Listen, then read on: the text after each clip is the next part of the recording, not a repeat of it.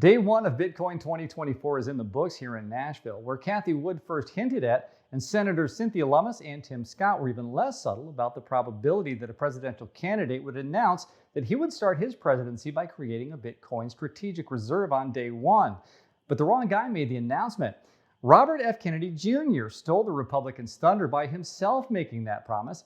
In fact, he set a high bar, saying that he would, as president on day one, sign 4 executive orders. Here's what he said.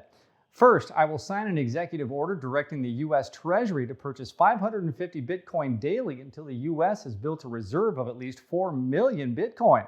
I will sign an executive order directing the DOJ and the U.S. Marshals to transfer the approximately 200,000 Bitcoin held by the U.S. government to the U.S. Treasury, where it will be held as a strategic asset. Third, I'll sign an executive order directing the IRS to issue public guidelines that all transactions between Bitcoin and the US dollar are unreportable transactions, and by extension, non-taxable.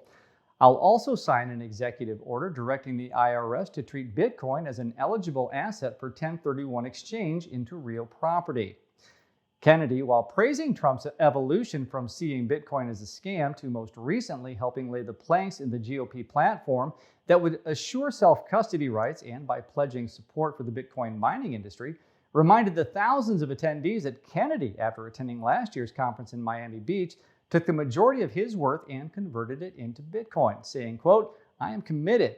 He went on to say that he doesn't see himself as red, blue, or even purple, colors that represent the current divided political system, but referring to the prominent circle B that represents Bitcoin, he declared, "I see myself as orange."